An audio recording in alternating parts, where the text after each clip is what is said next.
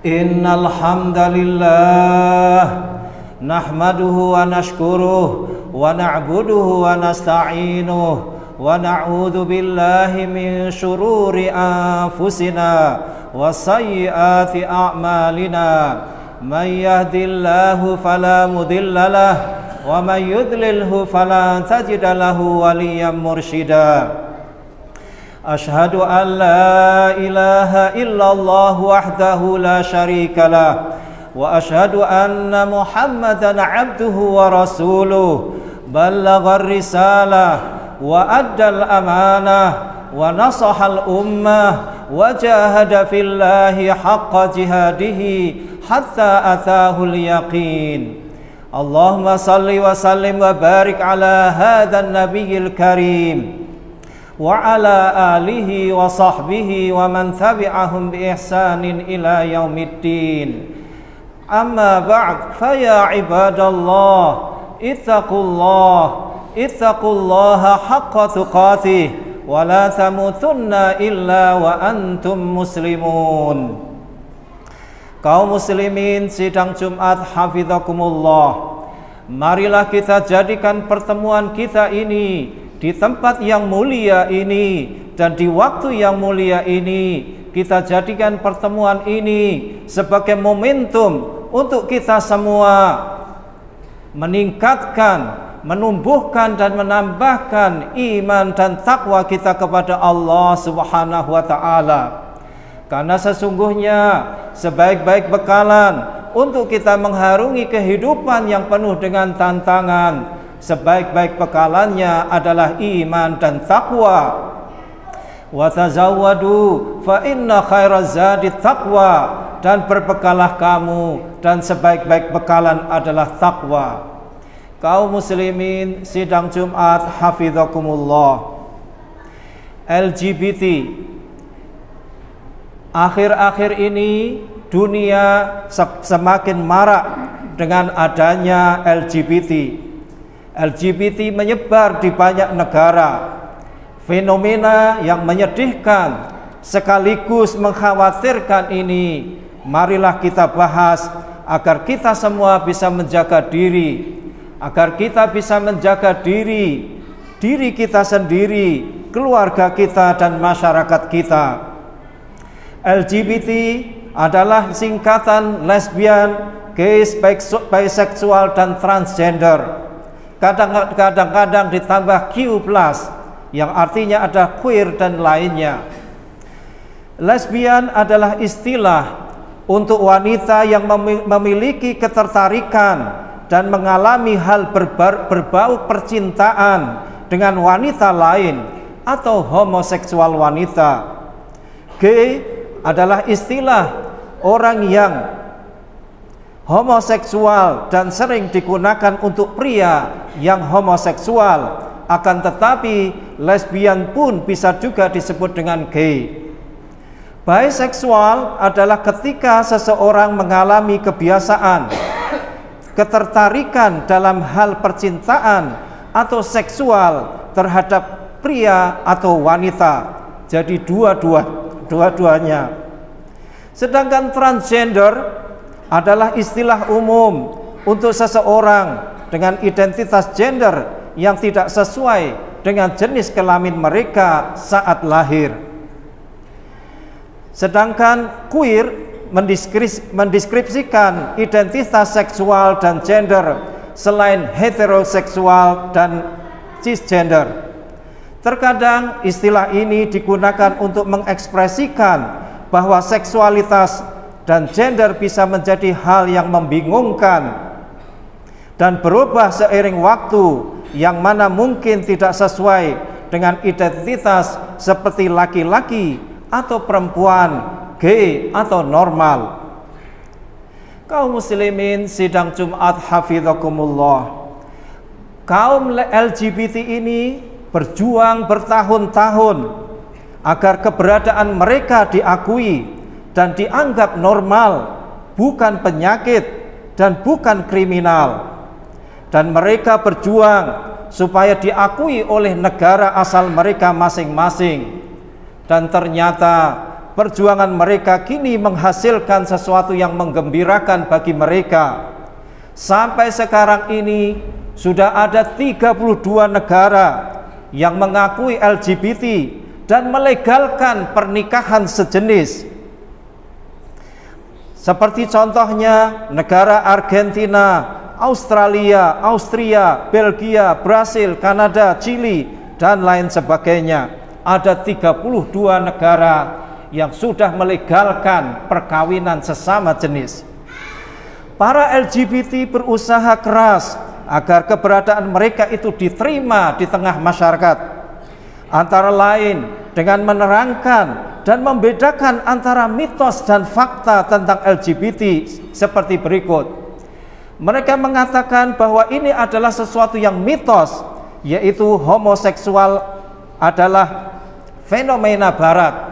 Mereka mengatakan bahwasanya faktanya adalah ketertarikan pada jenis kelamin yang sama, begitu juga dengan orang LGBT ada dimanapun, di semua negara, dalam berbagai kelompok etnis, dan pada segala level ekonomi, dan di seluruh komunitas untuk waktu yang sangat lama.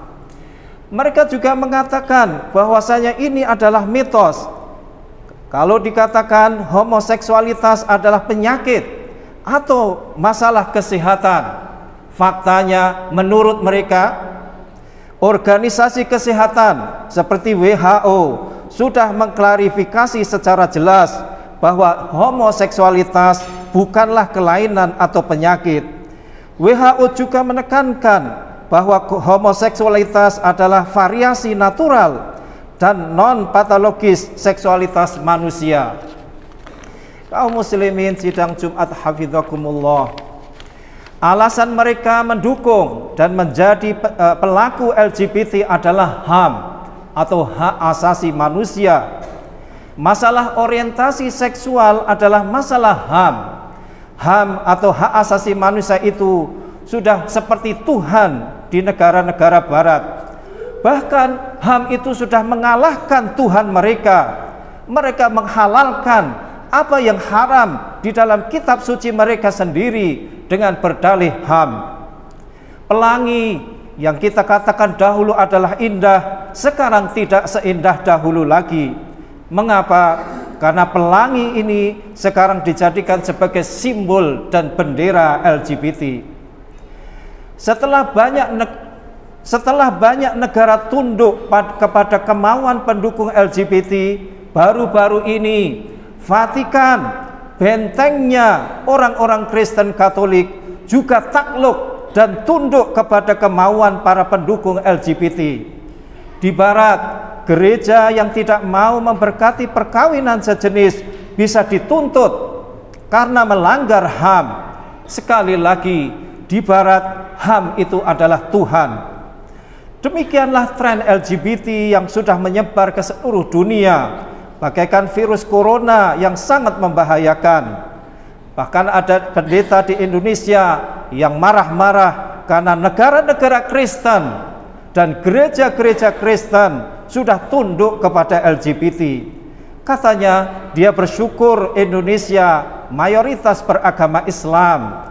Jika tidak, tentu sudah tunduk juga kepada LGBT. Bagaimana dengan pandangan Islam terhadap LGBT? Dengan jelas dan tegas, Islam menolak dan mengharamkan LGBT. Bukan hanya itu saja, tapi Islam menganggap LGBT sebagai jarimah atau tindak pidana yang pelakunya dihukum dengan hukuman had atau ta'zir. Hukuman had adalah dalam hal ini adalah had zina, adalah hukuman yang telah ditentukan sendiri oleh Allah dan Rasul-Nya, yaitu dirajam sampai mati bagi muhsan dan dicambuk 100 kali dan diasingkan selama 1 tahun bagi ghair muhsan. Sementara ta'zir adalah hukuman yang diserahkan kepada kebijaksanaan hakim, mulai dari hukuman yang teringan sampai hukuman terberat, yaitu hukuman mati.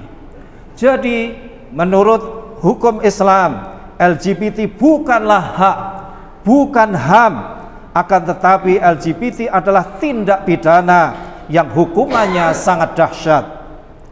Majelis Ulama Indonesia telah mengeluarkan fatwa sejak tahun 2014, fatwa nomor 57 tahun 2014 tentang lesbian, gay, sodomi, dan pencabulan, yang berisi antara lain adalah, di antara ketentuan hukumnya yang pertama adalah hubungan seksual hanya dibolehkan bagi seseorang yang memiliki hubungan suami istri, yaitu pasangan laki-laki dan wanita berdasarkan nikah yang sah secara syar'i.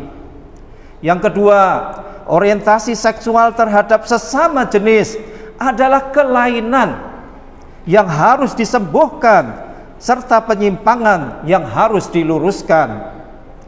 Yang ketiga, homoseksual baik lesbian maupun gay hukumnya adalah haram dan merupakan bentuk kejahatan atau jarimah. Yang keempat, pelaku homoseksual baik lesbian maupun gay termasuk biseksual. Biseksual itu adalah yang suka laki-laki dan juga perempuan dalam waktu yang sama.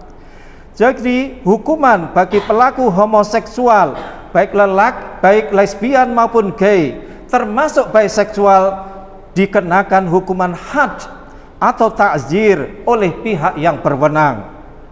Yang kelima, sodomi hukumnya haram dan merupakan perbuatan keji yang mendatangkan dosa besar atau fahisyah.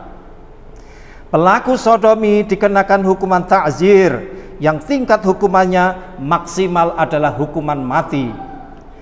Yang ketujuh, aktivitas homoseksual selain dengan cara sodomi, liwat, hukumnya adalah haram dan pelakunya dikenakan hukuman ta'zir.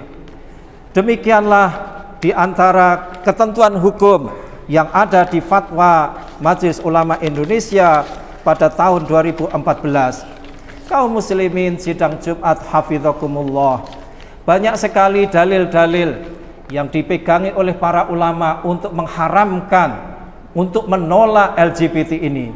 Di antaranya firman Allah Subhanahu wa taala, "Qul lil mu'minina yaghuddu min absarihim wa yahfadhu furujahum, dzalika azka lahum, innallaha khabirum bima yasnaun." Wa qul lil mu'minati yaghdudna min absarihinna wa yahfadna furujahun. Katakanlah kepada lelaki yang beriman, hendaklah mereka menahan pandangannya dan memelihara kemaluannya. Yang demikian itu adalah lebih suci bagi mereka. Sesungguhnya Allah Maha mengetahui apa yang mereka perbuat. Katakanlah kepada para wanita yang beriman, hendaklah mereka menahan pandangannya dan memelihara kemaluannya.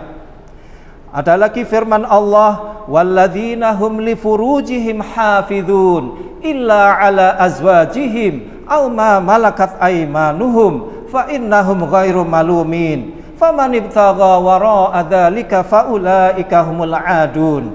Dan orang-orang yang menjaga kemaluannya kecuali terhadap istri-istri mereka atau budak-budak yang mereka miliki, maka sesungguhnya mereka dalam hal ini tiada tercela. Barang siapa mencari yang dibalik itu, maka mereka itulah orang-orang yang melampaui batas. Ada juga firman Allah SWT tentang kaum Nabi Lut. Ini adalah kaum atau manusia yang pertama yang melakukan LGBT ini. Maka di dalam Al-Quran Allah menyebutkan beberapa kali ayat tentang kaumnya Nabi Lut ini.